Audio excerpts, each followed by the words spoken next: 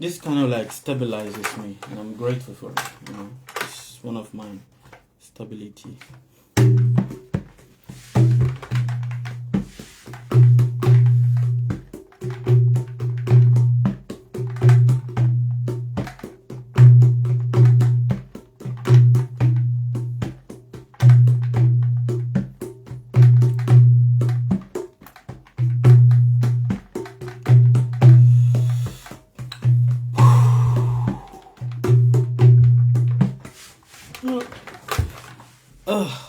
My space is becoming smaller and smaller. Anyway, I'll get a bigger one. Hi.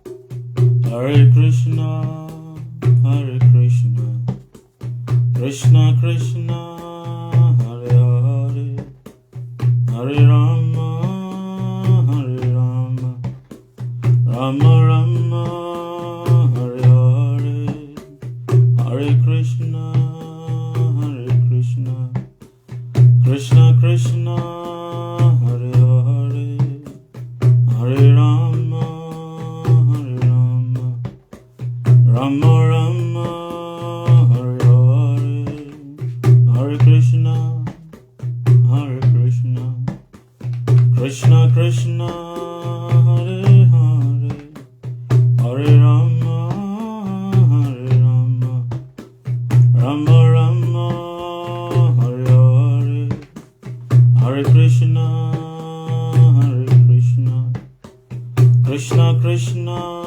Hare Hare, Hare Rama, Hare Rama, Rama Rama, Hare Hare, Hare Krishna, Hare Krishna, Krishna Krishna, Hare Hare, Hare Rama, Hare Rama, Rama Rama, Hare Hare, Hare Krishna, Hare Krishna, Krishna Krishna, Hare Hare, Hare Rama, Hare Rama, Rama Rama, Hare Hare, Hare Krishna, Hare Krishna, Krishna Krishna, Hare Hare, Hare Rama, Hare Rama, Rama Rama, Hare Hare, Hare Krishna, Hare Krishna, Krishna Krishna, Hare Hare, Hare Rama, Hare Rama, Rama Rama,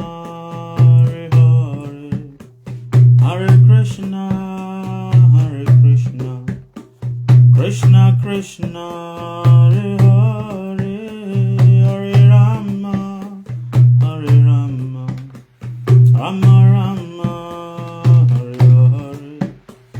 Hare Krishna, Hare Krishna, Krishna Krishna, Hare Hare, Hare Rama, Hare Rama, Rama Rama, Hare Hare, Hare Krishna, Hare Krishna, Krishna Krishna, Hare Hare, Hare Rama, Hare Rama, Rama Rama, Hare Hare, Hare Krishna, Hare Krishna, Krishna Krishna, Hare Hare, Hare Rama, Hare Rama, Rama Rama, Hare Hare, Hare Krishna, Hare Krishna, Krishna Krishna, Hare Hare, Hare Rama, Hare Rama, Rama Rama, Hare Hare, Hare Krishna, Hare Krishna,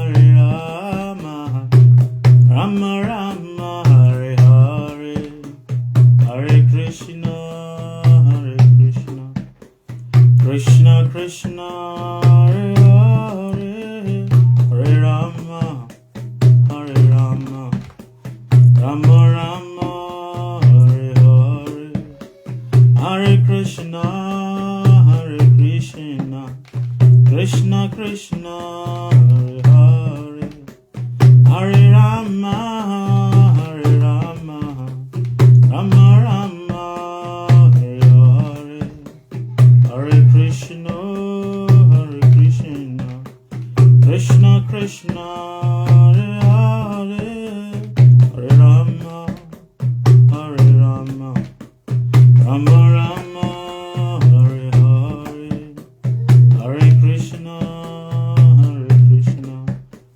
Krishna Krishna, Hare Hare, Hare Rama, Hare Rama, Rama Rama, Hare Hare, Hare Krishna, Krishna Krishna, Hare Hare, Hare Rama, Hare Rama, Rama Rama, Hare Hare, Hare Krishna, Krishna Krishna, Hare Hare, Hare Rama, Hare Rama, Rama Rama, Hare Hare, Hare Krishna, Krishna Krishna, Hare Hare, Hare Rama, Hare Rama, Rama Rama, Hare Hare, Hare Krishna, Krishna Krishna, Hare Hare, Hare Ram, Ram Ram, Hare Hare, Hare Krishna, Krishna Krishna, Hare Hare, Hare Ram, Ram Ram, Hare Hare, Hare Krishna, Krishna Krishna, Hare Hare, Hare Ram, Ram Ram, Hare Hare, Hare Krishna, Krishna Krishna, Hare Hare, Hare Ram, Ram Ram, Hare Hare, Hare Krishna, Krishna Krishna, Hare Hare, Hare Ram, Ram Ram, Hare Hare. Tvameva mata cha pitam, Tvameva bandhu cha sakha, Tvameva vidya dravinam, Tvameva sharanam,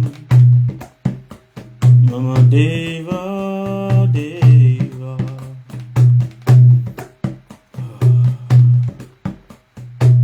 Tvameva mata cha pitam, Tvameva bandhu cha sakha, Tvameva vidya dravinam, Tvameva sharanam, Mama Deva Deva.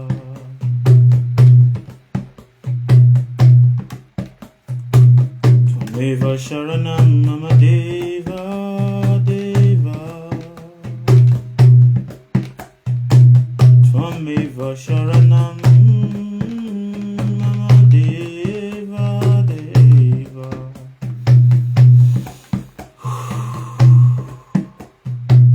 Tvameva mata cha pitam, Tvameva bandhu cha sakha, Tvameva vidya dravinam, Tvameva sharanam, Mama Deva Deva.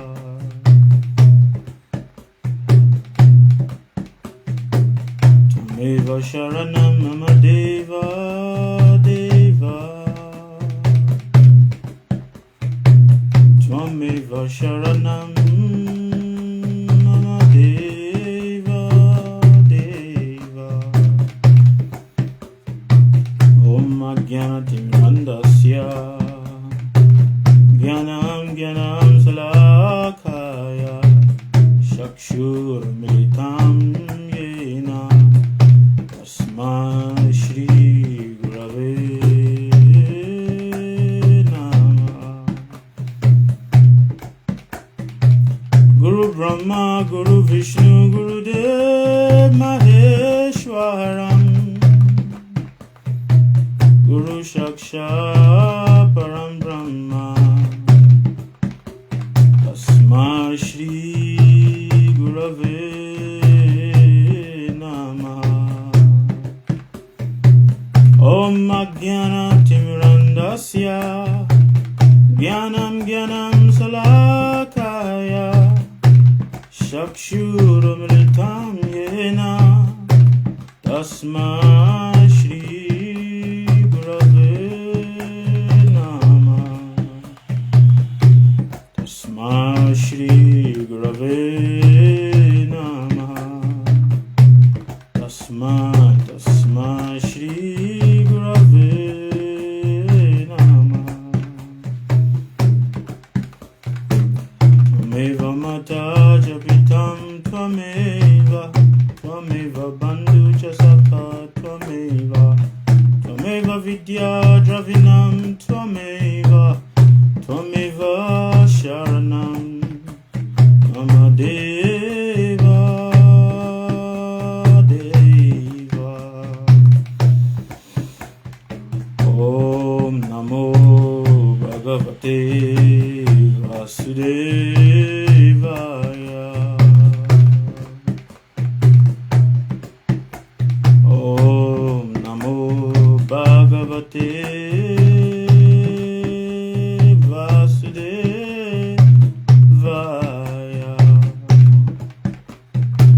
Om Namo Bhagavate Vasudevaya.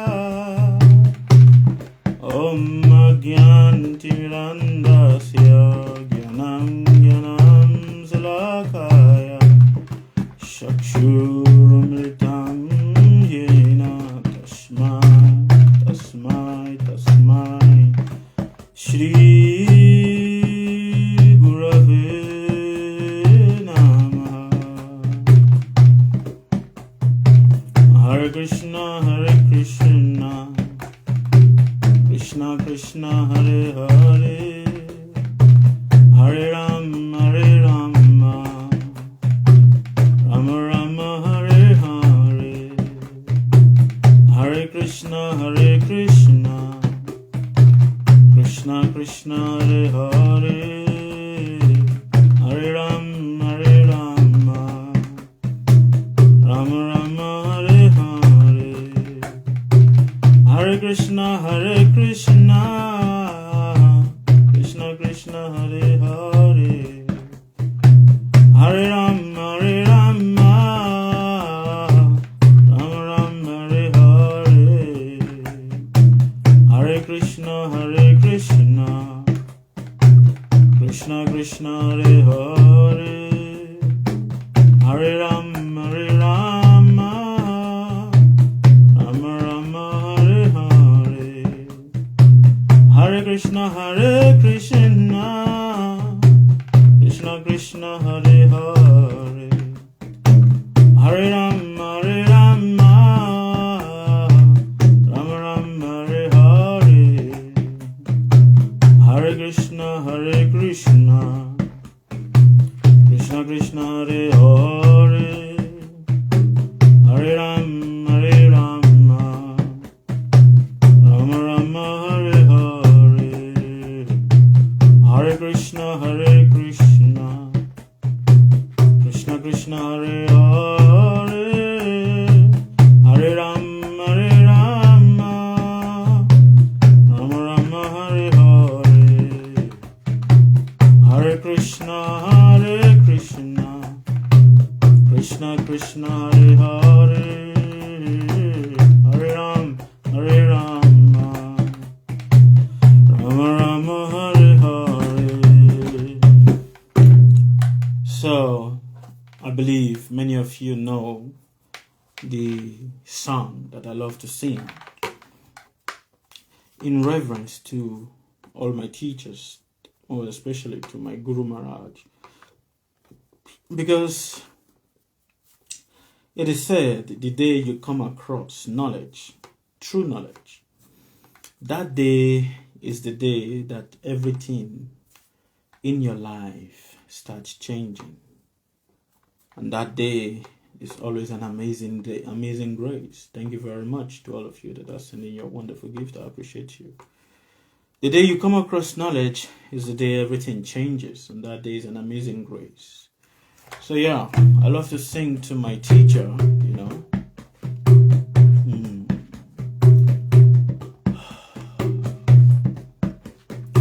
Amazing grace, I sing thy song, that saved a wretch like me.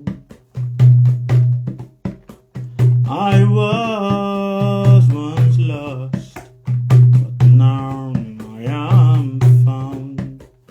Was blind, so blind, but now I see. Amazing grace, I sing thy song that saved a wretch like me. I was once lost, but now I am found. Was blind, so blind, but now I see. Amazing grace, I sing thy song that saved a wretch like me. I was once lost, but now I am found. Was blind, so blind, but now I see. Amazing grace, I sing thy song that saved a wretch like me. Amazing grace, I sing thy song that saved a soul like me. Amazing grace, thank you very much for saving a wretch like me. I was once lost, but now I am found. Was blind, so blind, but now I see. Amazing grace, Sukadeva, sing thy song that saved a fool like me. I was once lost, but now I am found. Was blind, so blind, but now I see. Amazing grace, I sing thy song that saved a soul like me.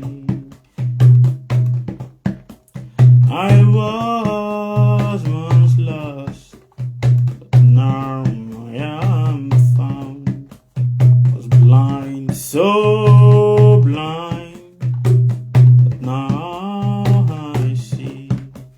Amazing grace, thank you very much for saving a soul like me.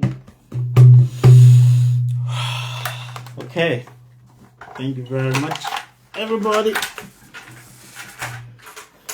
I appreciate each and every one of you. Thank you for being here. And yes, it is an amazing grace. And I believe that many of you that were feeling down, many of you that were feeling a bit heavy, you should start feeling very light right now, isn't it? Aren't you feeling light?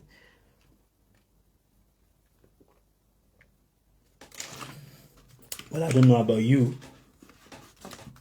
but I do know about myself. And that is, the beauty of the amazing grace. So, good evening to you all. Good morning. And to some of you, good afternoon, because some of you, it is going to be in the afternoon that you're listening to us right now, while some of you, it is early in the evening, and to some of you that is in maybe in the Philippines and, places like that, it is definitely going to be in the morning period. If you're in the Philippines, you're in India, you're in Thailand, and, all of those places. So respectful greetings to you all, and to all of you on Facebook. Respectful greetings to all of you. Okay, so today I want to speak on the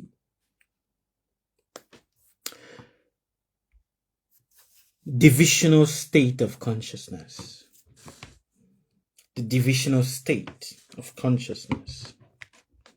What are the divisional state of consciousness? I believe some of you might be hearing this, for the first time, and some of you, it may not be the first time that you're hearing about it.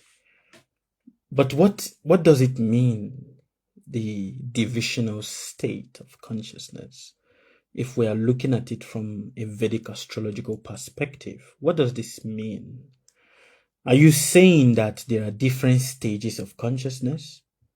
Yes, there are different stages of consciousness. Actually, there are 108 to 1008 stages of consciousness. But on this material plane, we only use 64 states of consciousness. 64. And these 64 stages of consciousness are that which the individual, me, you, and everyone that you know, we struggle with. And what are these stages of consciousness? What does it, how do we understand it from a Vedic astrological perspective? In Vedic astrology, it is said that the divisional stages of a man is divided into primarily 64. And these 64 divisions refers to how the man interacts with the different activities of his life. Not just only does it refer to how the man interacts with the different activities of his life, but how the man, which is me and you, how we interact with the different stages of our life. And how these different stages of our life plays out is one of the mystery that many of us, we are still trying to grasp. We are trying so hard to grasp it. But the more we keep trying to grasp it, the more confusing it is for each and every one of us. So most people misunderstand these divisional stages of consciousness, because they think that every individual just operates on one stage of consciousness only, and that is the stage of the mind. But looking at reality, looking at everything that goes on in our life, we come to understand that a man does not operate on just one stage of consciousness. A man, a woman, a being that is existing does not operate on just one stage of intelligence or one stage of consciousness.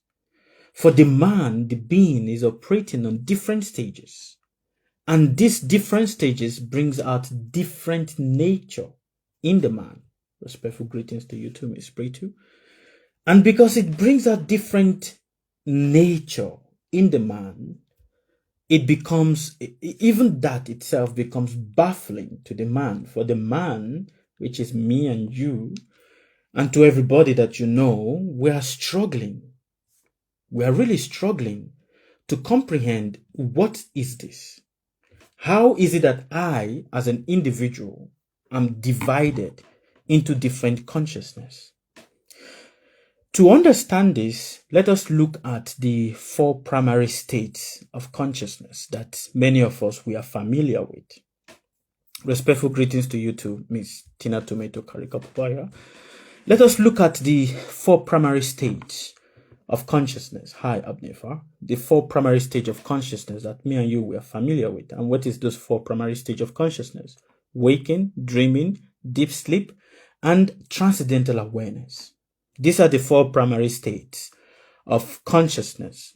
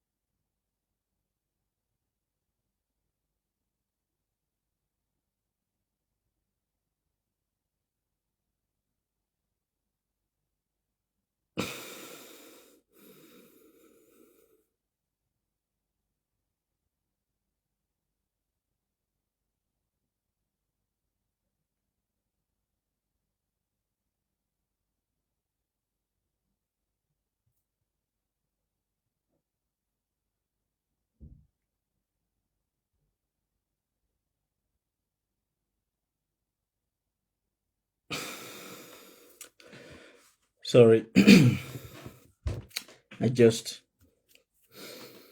decided, to connect to the higher source. So you can see there's a change. So these four primary stages that each and every one of us we know about the waking state. We know about the dreaming state. We know about the deep sleep state. And we know about the transcendental state. At different stages of the waking, the dreaming, the sleep, the deep sleep, and the transcendental awareness, our activities and our behaviors are different. Not just only are they different, but we operate on different modes within these stages. And because we operate on different modes within these stages, let us look at the primary one that we know. You see, there are these four divisions. Now, these four divisions is also divided into another additional four, which is now divided again into additional four. So it's like 4 in 4 in 4 in 4 in 4 in 4 in 4 in 4. And it continues like that. And these are basically the different states of our thinking. And this also shows the first stages of your growth in life. And what are those first stages? The first one is your physical orientation, which is your gender. Are you a man? Are you a woman? Are you, whatever, gender you decide to put yourself into? Now, within this physical orientation comes the structure of your ego. For you must understand that your ego does not act outside of your orientation. The ego does not act outside of the body. The ego only acts in accordance to the body. So your ego does not say, I am not this body. I am a soul. Your ego does not know anything about that. Your ego only knows, I am a man, I'm a woman, I'm a boy, I'm a girl. I'm attracted to men, I'm attracted to women, I'm attracted to men. That is the only thing your ego knows. And this comes from the physical orientation of, I am from this country, my name is this, my eyes is like this, I am tall, I have this family, this is my wife, this is my mother, this is my children, this is my family. These are the things that your ego, structure itself around.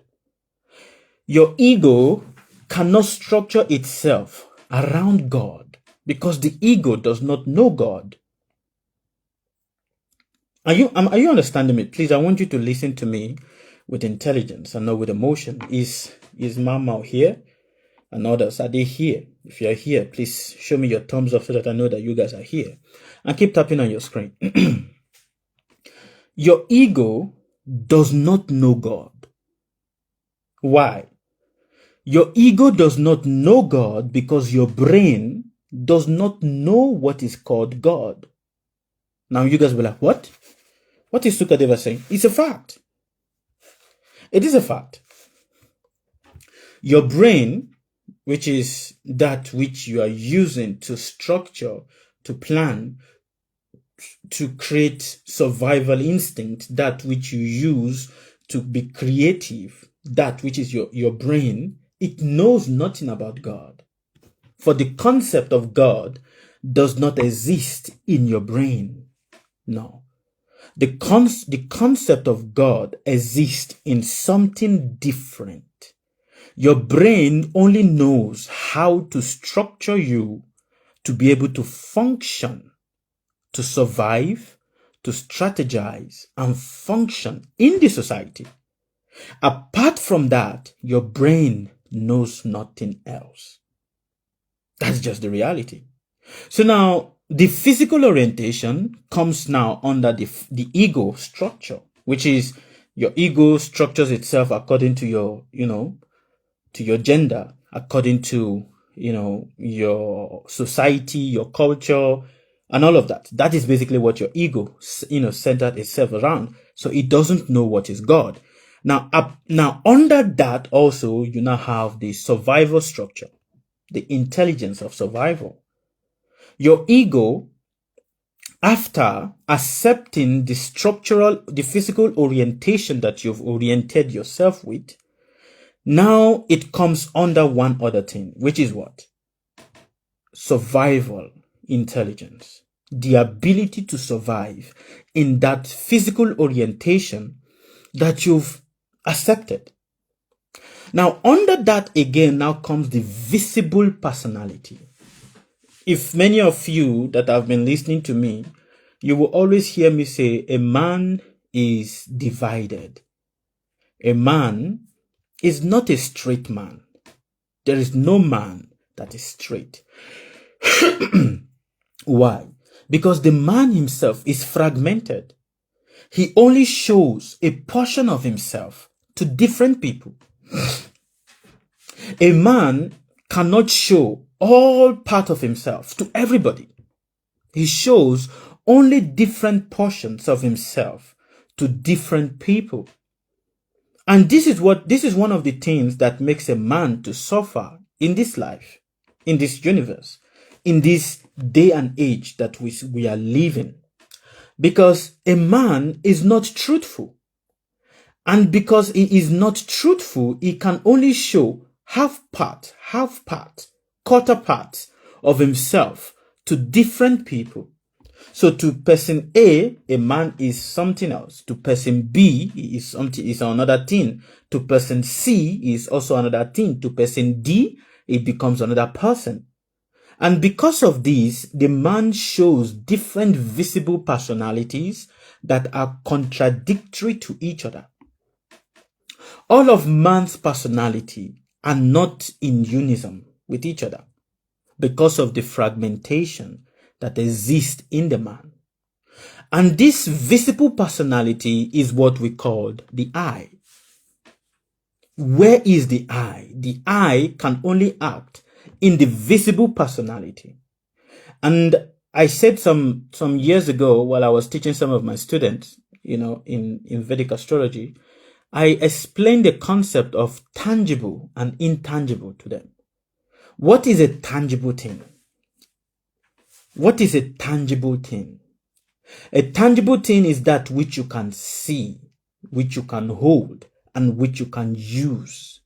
That which is intangible is that which you cannot see, even though it is there, but you can only know that it is there, but you cannot hold it and you cannot use it because what? It is what? Intangible. Are you understanding? So a house is called intangible. Even though it is a physical structure, it is intangible so long as there is no one living inside of it.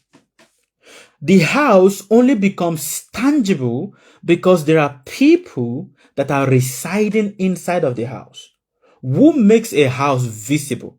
The house may be built very nicely, but if there is no one residing inside the house, it is just seen, but it is not really visible to people, because a house is also connected to the ego of the builder. Are you understanding me, my brothers, my sisters? A house is connected to the ego of the builder. And hence, if you build a house and there is no one occupying the house, it just becomes an empty space. And because it becomes an empty space, there is nothing that is occupying it. What happens after that? It becomes useless. A house that is built and there is no one occupying the house is a useless house. That is a reality. In as much as you believe, but it is beautiful. Externally, it is beautiful, but if there are no people residing inside of it, it is useless. It is the people that resides inside the house that makes the house useful. So, the usefulness of an object, a car may be beautiful, nicely designed, nicely sophisticated with different kinds of technologies that is inside of the car. But if there is no one occupying the car, using the car, it is useless. Just like I also have explained, what is it that is tangible in a house? Now let us take away the people. What is tangible in a house? That which is tangible, which means useful in a house, is the space that is inside of it. A house that has no space inside is useless, isn't it? So you can see the structure that I'm living in. Even look at yourself and look at the structure that you are living in. You are living in a structure, but that which is most useful in that structure is not the bricks. It is the space at which the bricks have created. A door is useful because there is a space in between the door that you can pass through. A bucket or a pot is said useful because there is a space, a hollow. There is a hollow in the what? In the pot. Do you understand? There is a hollow in the pot. There is a space in the pot that you can fill with water. Imagine a pot that has no space inside. What usefulness is the pot then? You will not even use it. Nobody will want to use it. So the usefulness of a pot, the usefulness of a house, the usefulness of anything is dependent on the space that is inside of it. Now that is what becomes tangible. But guess one thing. The space that is inside of a house is not visible. It is only visible to the people that are residing in the house. Is it not? Please correct me if I'm wrong. Absolutely correct. The space of a house is not visible. You cannot see the space of the room. How wide is the room? You cannot see until you enter inside that you can now see it. Rather, what you see from outside is just the brick structures. Isn't it? Yes, that is what you see. And hence, what makes a house tangible, which means useful, is the space that is inside of it. What makes the space tangible, which is useful, are the people that are occupying this space. And that also is the different fragmentation of a human being. Every one of us, we are all fragmented in different ways. And because we are fragmented in different ways, we show different personality to different people. Now, in this state of I act in the world, me, I, the I, it also corresponds to 3 stages, which is what? awakened state, the sensory awareness, and the social identity. Your awakened state is connected to your sensory awareness. What are your sensory awareness? Your sensory awareness is what you can touch, what you can feel, what you can see, what you can smell, and what you can sense. These are your sensory awareness. If you hold something and you cannot feel the texture of it, even though your eyes is looking at it, you cannot really interpret it. Even if your eyes is not working, but so long as you can touch something and you can feel the texture, it creates an awareness inside of you, isn't it? Yes. What you hold, even if your eyes are blind, you can easily know, okay, this is what this is. Just like if I say close your eyes and I give you this comb, I put a comb in your hand and say touch it and tell me what does this look like. You can easily guess what it looks like just by feeling the touch, the texture of it. And these are all part of our sensory awareness. Now, this sensory awareness is part of what creates our social identity. Most people never move beyond this level of social identity, sensory awareness, and the waking state. They don't move beyond this level because your sensory awareness is based on events. You are aware of certain things based on the event that presents itself to you relating to that particular thing. And because you are aware of certain things based on the event that presents itself to you based on relating to that thing, it also creates your social identity. This is me. I am this. I'm very sharp at sensing this. I can touch this. I know what this is. I can bend this. Look at your hand. Everybody, you can try to look at your hand. If you look at your hand, you will see that the textures of your hand are also different. The texture of your hand is different from the texture of your feet. It's totally different, even though they are made of the same skin. Yes, they are made of the same skin, but the texture is not the same. Just as the texture of your face is different from the texture of your hand, even though they come from the same skin. Have you asked yourself, what is it that makes my face, the texture of my face, to be different from the texture of my hand? What is it that makes the texture of my hand to be different from the texture? When I mean by texture, I mean by when you touch it, the feeling, the sensual, the sensory awareness of the feeling is totally different from each other. What makes it so? These are questions that people don't ask themselves because they just believe that they are existing in just one reality. But like I've said, none of us is existing in one reality. We are all existing in multiple realities that is fragmenting each other and, colliding within each other. If you take let's say you take, even look at your hand texture. If you take your hand and go around your face, you will see that your face texture is different.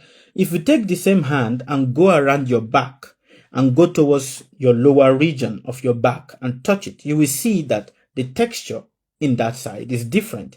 The same hand, you go towards your ankle, your knee, and you touch your knee, you will see that the texture of your knees are different. And this here is just based on the social identity. Hi, Miss Theodora. Is everybody understanding, or are you guys lost? Are you understanding or you're lost? And this here is just based on what? The social identity, which is based on your visible personality. The texture of your face, the texture of your hand, the texture of your knees, the texture of your ankles, the texture of your back. It's all based on what? Your physical personality. Now, Outside of this physical personality, there is now another personality that starts taking place. And this personality that starts taking place, see, all that I have described are personalities that you take within yourself. And this all happens before your age of 35. This is one state of consciousness that happens to you before your age of what? 35. Now, after the age of 35 or around the age of 35, some people it happens early and some people it does not happen early. Around this age, there's also another state that starts forming inside of you. And this is called the state of the inner alignment. It doesn't happen all the time for everybody. So whatever I'm describing, if it does not really suit to what you're perceiving or what you've experienced, it's not a problem. And to some of you, it is something that might have already happened. This is the state of inner alignment. This inner alignment happens after a man reaches a certain stage. It is called a crude state of reduction. Sometimes this crude state, I'm not saying cruel, it's crude. It is crude because it is rough. This crude state of inner alignment or reduction happens to people most often when they get into a relationship. When they get into a partnership. That is where they start seeing a different visible personality of themselves that was totally different from the first visible personality of themselves that they know before. So now when a person gets into a relationship, you'll be like, you've changed. You were not the kind of a person that I used to know before. What has happened to you? Are we on the same page? Are you guys following me? I hope I'm not saying things that is a bit weird to you guys. But anyway, if you don't understand it now, you will understand it later. But these are stages. It happens. Actually, this stage happens the moment a man or a woman start interacting sexually. The moment a man or a woman starts sexually interacting.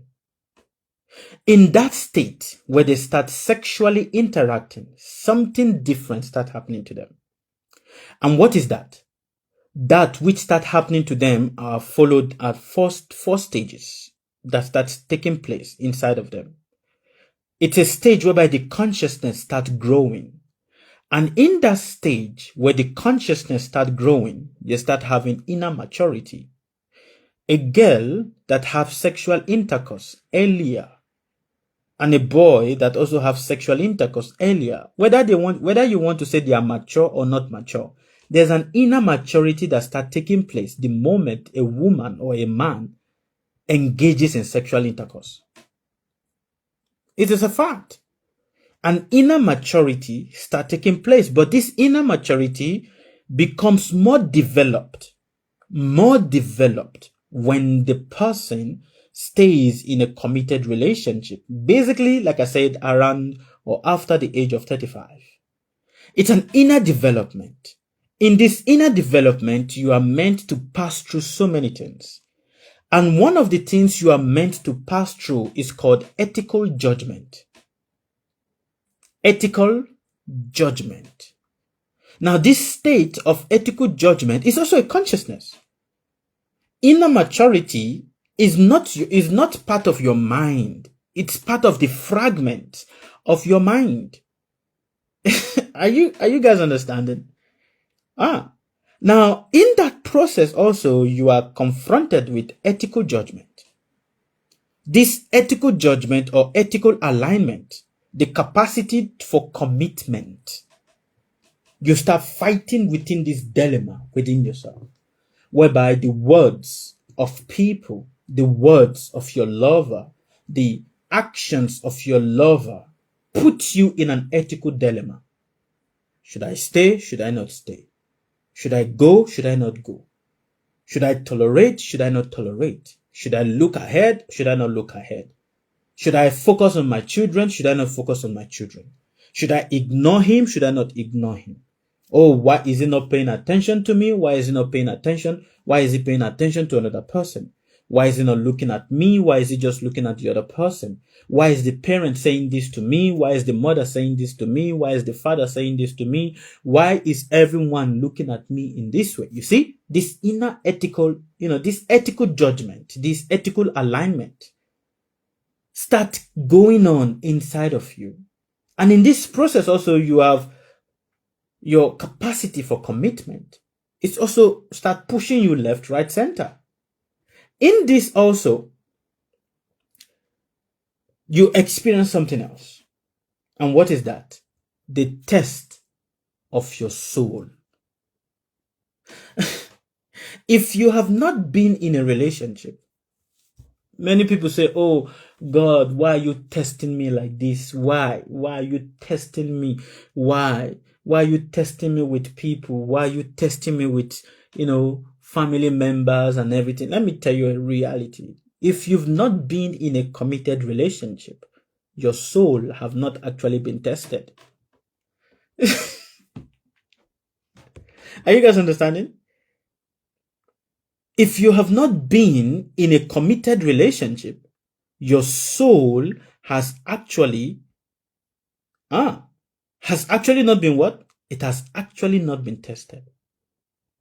For the place where your soul is tested is when you are in a relationship, not before that. If you have just been there's a difference between being in situationship and being in relationship, which is marriage, long time relationship and everything like that. Because this is where your soul gets tested. And guess what? Your nature, your actions, your behavior also change only after marriage. Only after marriage. And that is why you will see sometimes you will see people say, this girl was so rude. Look at her, the way this girl used to talk. She used to talk like this. She used to behave like this and everything. But the moment that girl that was so rude or so fiery temper or so hot tempered or so, high emotional temper, the moment that same girl gets into a relationship, she changes. That same boy that was very shy, very timid, I believe many of you know some of these people. That same boy that was very shy, very timid, not very outspoken, always, gentle. That same boy, when he gets into a relationship, what happens? He becomes outspoken. That girl that was very shy, very gentle, very soft, the moment that girl gets into a relationship, she also changes. She becomes something else. Now, these are phenomena that people have always been observing, but no one is actually able to say what is happening. So, because they are not able to say what is happening, like, relationship changes people. Relationship does not change people. It reveals people. I have said it many times. A lot of people like to use this word. Time changes everything. Time does not change anything. It only reveals what is there. Excuse me. Do you understand? Time does not change people. Relationship does not change people. It only reveals what has always been there, but was hidden. Like I said, we have the visible personality that we show to people. The visible personality that we show to people, you understand that visible personality is a state of your consciousness that you show to people, but that state of your consciousness is also a different one that you show to your lover, that you show to your boyfriend, that you show to your wife or your husband. Now, in that state of that consciousness, that is where your soul is put to test. Your soul start attesting. When they say, oh, your soul is going to be called to judgment. Have any of you heard that statement before? At the last day, your soul will be called to judgment. I don't know if anybody have heard that statement before. Have any of you heard that statement before? Your soul will be called to judgment at the last stage. Guess where the last stage is in a relationship? Where your soul is called to judgment is in a relationship. Whether it is in a relationship with your children, whether it is in a relationship with your parents, whether it is in a relationship with your sibling, whether it is in a relationship with your boyfriend, your girlfriend, your lover, your husband, your wife, your soul is called to stand trial. That is where your soul is called to stand trial. That is where you are going to stand judgment for what you've done. And that is why you will see, to some people, relationship is like a fairy tale. It's like honeymoon. And to some people, marriage is like the worst hell they have ever entered. Are you guys understanding? Are you guys understanding? Are you listening? Are you hearing? Are you hearing me with intelligence and not with emotion? Where your soul is going to be called to what? To stand trial. Where you will stand trial for the activities you've done is not outside of relationship. It is in a relationship. And who are the people that will be called to testify against you? Who are the people that will be called to stand the trial that you are going to stand trial against? Are your family members, your wife, your children, your father, your mother, your sister, your brother, your husband, your boyfriend, your girlfriend, your friends. Because this is where your soul gets tested. This is where you stand the judgment of time. The judgment of time is not when you die. A lot of people are believing that when you are dying, so you are going to go to hell and then you are going to be judged. No. The judgment of time starts the moment you established a relationship with a person. And that is why you must, until you understand this reality, you will keep fighting and keep thinking that the people that you are in a relationship with are the ones that are bad, or are the ones that are not understanding you. You will keep thinking that, oh, your children are the ones that are not listening. Oh, what kind of children are these? They are not listening to me. What kind of a husband is this? What kind of a wife is this? They don't listen to me. They're just wanting to do their own thing. They're just making my life miserable and making me unhappy and making me to be thinking. These are the statements that a lot of people say. But they forget that your soul will be called to judgment. Not when you die. Your soul is called to judgment the moment you enter into a relationship, the moment a relationship is formed. And guess what? Now, after saying this, some people are like, well, it's better that I don't get into a relationship then, because if I don't get into a relationship, how am I going to get judgment? Whether you like it or you don't like it, you cannot escape getting into a relationship. Are you understanding? Whether you like it or you don't like it, you cannot escape getting into a relationship. And that is why the ancient teacher says, those who don't get into that is why the ancient teacher says that a man or a woman that is not able to get married in this life is a lucky woman. A man or a woman that maybe they got married but they did not have a child in this life is considered as lucky. Is considered as lucky because what? There is nothing or no soul is standing as a trial against them. But they are still a debtor because they still have to pay for the name that they are bearing. So they are owing a debt to the ancestors. Are you guys understanding? I don't know. Is this I'm hearing some voices telling me to stop because I'm giving out sacred knowledge that should not just be given out anyhow. So I don't know. I don't know. Should I stop, Baba? Huh? Because I'm giving out sacred knowledge. It's a secret knowledge. You don't just give it out anyhow like that. But anyway. So, it is said, a person that did not get married in this lifetime is actually considered as a lucky person, because there is no soul that stands as what? As what? What did you hear me say? There is no soul that is standing in judgment against the person. So he's considered as lucky. And that is why you will see that in most of the ancient traditional teachings, in most of the ancient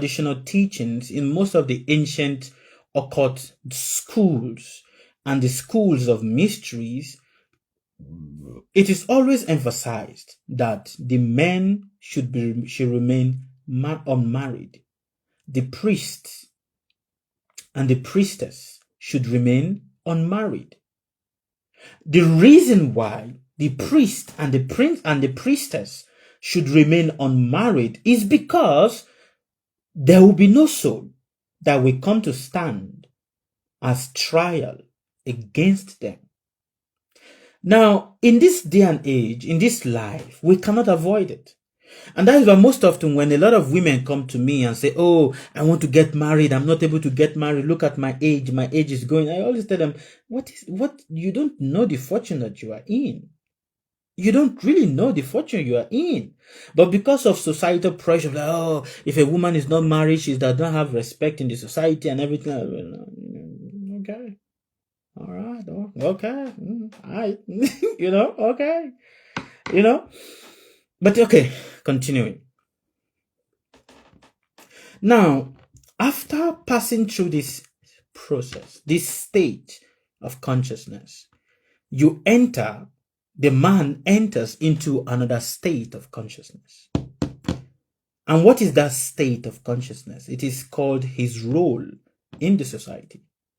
For you must understand that your role within your family cycle is totally different from your role in your place of work. You that operate your body in your family system, even though it is the same body, the same voice, the same person, but it is acting different thing. So when you are in a marital cycle, in a relationship cycle, you assume a different personality. When you go into the career cycle, you assume another different personality. And that is why a man the human is jumping between personalities. Is jumping. And sometimes the human is not able to keep up with the different swift and the swift, the swift changing of personality. He's not able to keep up. And hence he crashes. He has mental breakdown. It's because what? The personalities are colliding with each other. So your personality in your place of work, in environment that connects to your work, because understand, your work is not for yourself. Even though you may want to believe it, that you are working for yourself, you are not working for yourself. Your work, which is your career, is basically your visible role in the society. So your career, whether it is to clean the gutter, it is to clean somebody's house, it is to be a lawyer, it is to be a doctor, it is to be a gynecologist, it is to be an air pilot, a taxi driver, a engineer, whatever you call it. It is just a role that you play for the society. It is not a role you play for your children. It is not a role you play for your father. It is not a role you play for your wife. So you may be a magistrate giving judgment to people in the courtroom, and you come back home and your wife is giving judgment to you. Are you understanding? A man might be a doctor treating people so wonderful in the hospital and gain so much respect within the hospital environment, but that same doctor goes home and has no respect, even from his own children, even from, his own wife. Oh, don't come and start doctoring us here. You will hear that statement. Oh, a man may be a wonderful teacher, a spiritual philosopher, and everything like that, but him being a spiritual teacher, him being a spiritual philosopher is only a role for the society. So there is no role or there is nothing that you are saying, I am doing the work of God. You don't do the work of God, you do the work of the society. Am I making sense to you? Are you understanding? No one does the work of God. You do the work of the society. God called me for this. God did not call you for that. The society called you for it. Now, the mystical understanding of the society is very confusing for many people. Because when people don't understand the society, they confuse the society as the will of God, as it is the will of the infinite, as it is the will of, the Lord. The Lord is the one that is urging me for this. You must understand, whether you are a prophet, whether you are a prophetess, whether you are a spiritualist, whether you are an occultist, whether you are a teacher, a lecturer, a doctor, a PhD, a scientist, a movie actor, a musician, whatever you are, it is just a role that you play for the society. For you cannot be a doctor if there is no society for that. Neither can you be a musician if there is no society for that. So don't say, oh, God give me the talent to sing. It gave you this talent to sing for who? Oh, God gave me the talent to sing for him. No. The talent to sing is for the people. Are you understanding? So God gave me the talent to heal. The talent to heal is who? Who are you going to heal? Will you be healing the angels? Will you be healing the devil? Will you be healing the spirit? What will you heal if not the people? Comprende? Are you understanding? So your role, everything that you are doing is part of the role of the society. You are not doing the role of God. For I will tell you when you are doing the role of God, but so long as it connects to your career, because in your career, that is where your authority is tested. Your competence meets with pressure.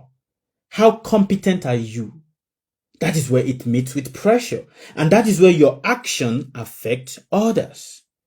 Your actions in your career does not affect God. There is no action that you, the human, you do that affects God. So a lot of people always say, don't do this because it will make God unhappy with you. No, there is nothing you do that actually affects the infinite intelligence. There is nothing. Whether you are smoking, whether you are piercing your body, or you are putting tattoo all over your body, or you are whatever it is you are doing to your body, it affects not the infinite intelligence. It affects not the infinite intelligence. It only affects other people. Are you understanding? Every action that you do affects only others, other humans like you, other beings like you, but never divine beings, never God. And hence, sometimes when I hear people say these words, just like, what are they talking about? What are they talking about? Oh, don't do this because you make God happy. You make God unhappy. Don't you know when you touch somebody, you're going to make God happy? God does not care whether you make somebody happy or you don't make somebody happy. It is the society that cares.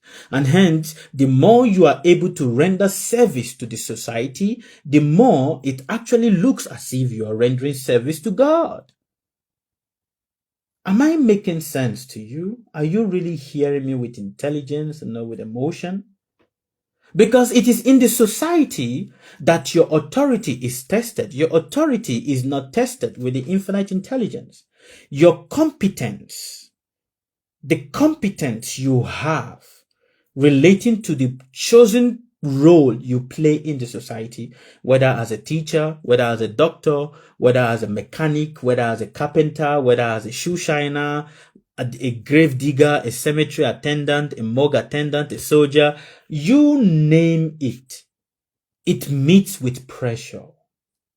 The competence of that career, of that role you are playing for the society meets with what? Pressure. And that pressure is not divine. It is a pressure that comes from other people. From other people that demand from you.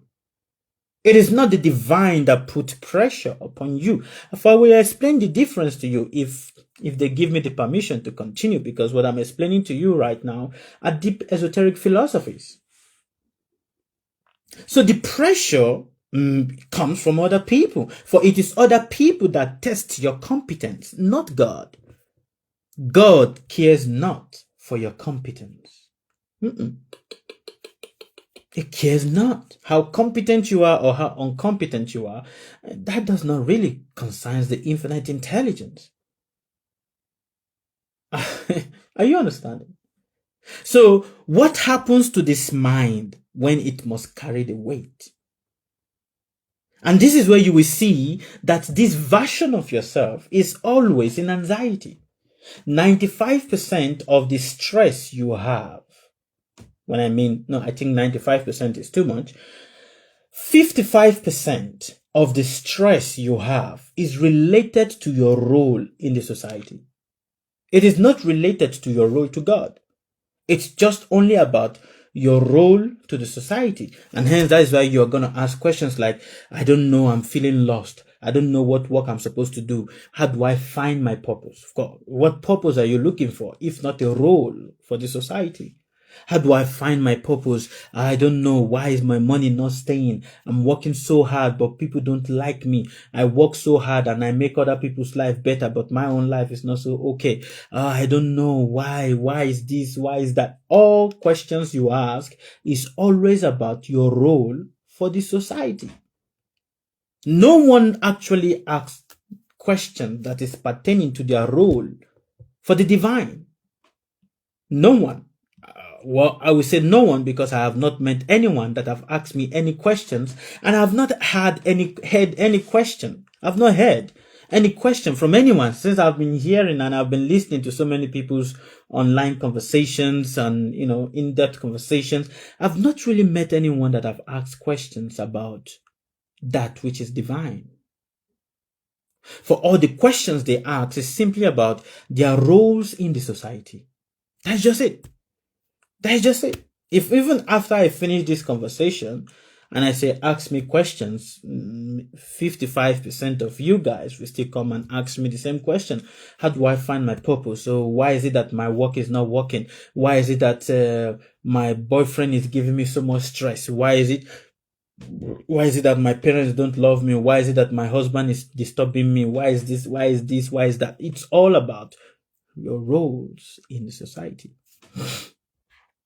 And hence, we say someone is lucky when their role in the society is highly defined. The people you call lucky are simply people that their roles, the role that they play in the society is well defined. There are billions and billions of musicians, but not all of them becomes fully famous. Now, you must also understand that fame are of different category. A person might be destined to be famous only within the village. Outside of that village, nobody knows the person. But in that village, the person is famous. Now, a person is also destined to be famous in the village and outside of the village. which is in the village and in the district. Are you understanding? So maybe we say a village and a state. So a person might be famous in the village and in the state, but is not famous in the nation. Are you getting my point? Now, there are also other people that are destined to be famous in the village, in the state, and in the nation.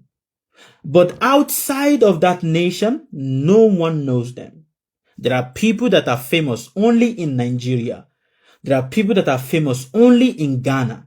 But outside of Ghana, no one knows them. Are you understanding? Similarly, there are people that are famous only in the United States. There are people that are famous only in the UK. Outside of the UK, no one knows them. They are not famous. And there are people that are famous in the village, in the state, in the nation, and in some countries. Maybe in 2 or 3 countries. Outside these 2 or 3 countries, no one knows them. So you see, fame are also of different categories. So in as much as every one of us, I want to be recognized, I want to be recognized. How do I become recognized? What do I do to be recognized? But recognition are of different categories. Similarly, financial fame, are also of different categories. You might be famous in the village. If a person is famous in the village, there is a name they call the person in Nigeria. What is that name? Is anybody from Ghana or from Nigeria here? If a person is famous in the village, what name do you call that person?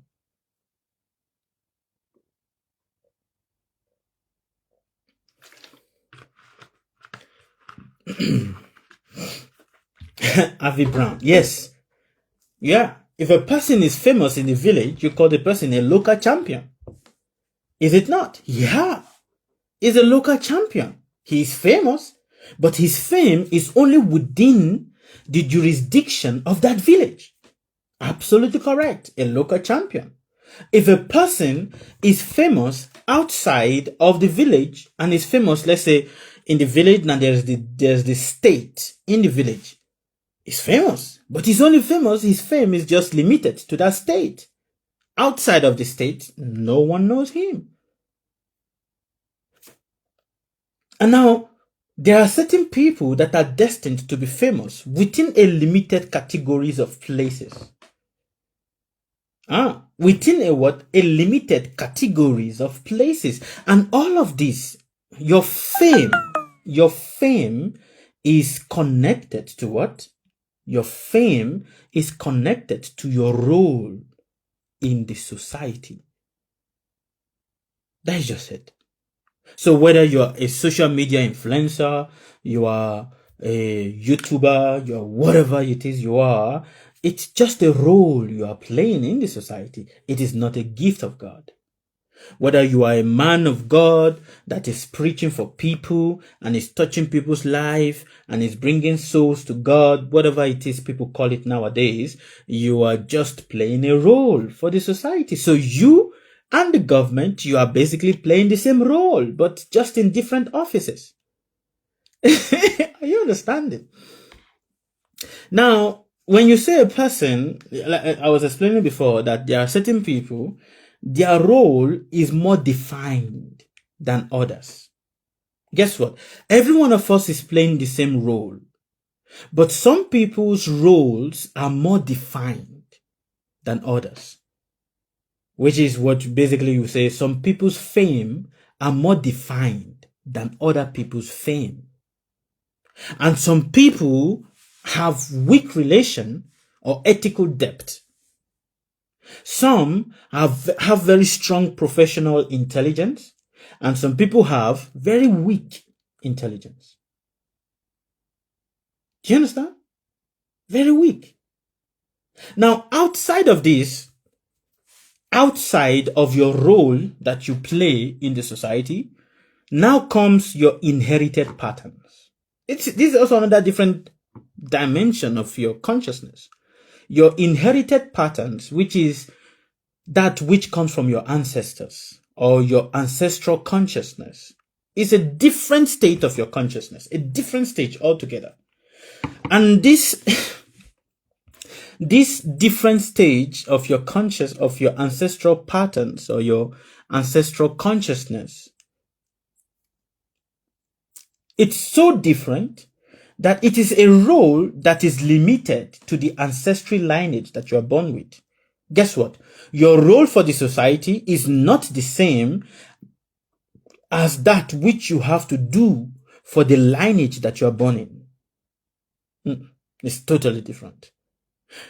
So, because the ancestral consciousness follows different patterns and is different from each other, that is why you will see that the ancestral conditioning is not the same for everybody. The conditioning of your ancestors is not the same for everybody. The inherited fears, your fear is not born, it is inherited. No one stumbles into fear. Fear is awoken because it is inherited. Your worries, your stress are all inherited. Absolutely correct. Everything that shakes you, even your anxiety, your anxiousness, your fears, your anger, your jealousy, your irritations, your greed, your envy are all inherited. They are all inherited. And because they are inherited, they are part of the ancestral consciousness. And because it is part of the ancestral consciousness, it becomes what you've inherited from your ancestral lineage, which becomes the family karma. And because it becomes the family karma, it becomes the subconscious loyalty to your lineage. That becomes that which conditions you, no matter how much you may run away, no matter you changing your country or you changing your name, it becomes that which conditions you to remain loyal to that lineage that you've been born in. The inherited ancestral conditioning, the inherited fears, the inherited anxiety, the inherited, worry, the inherited fantasies, you name them. It becomes that which binds you to remain loyal to that lineage that you've come from. And that is why you will see most often, and I always say to you guys, do ancestral worship. Do prayers to your ancestors. Offer water to your ancestors. Why offer water? Because water is that which you use in making the oath. The oath that binds you to this inherited karma. The oath that binds you to these inherited fears, the family karma, the subconscious loyalty to your lineage, is the oath is signed in water. It's not even signed in fire. It is signed in water. And so long as water existed, you cannot free yourself. Because even if the water on the outside dries up, there's the water that is inside, which is the flow of your blood. It cannot dry up.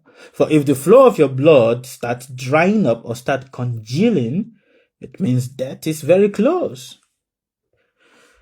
Okay, I'm going to stop here. It is already going to 3 o'clock, even though I do have quite a lot to want to catch up, but I'm going to stop here because I think I'm giving out too much. Now, this is one of the caution of a mystic is that you need to be mindful of how much you give out. For if you're not mindful of how much you give out, you may just give too much.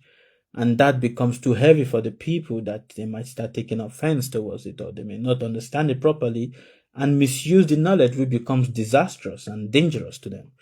So thank you very much, everybody. All good wishes fly to you on Facebook. And yeah, I appreciate all of you. And please do leave a heart for us. Ciao.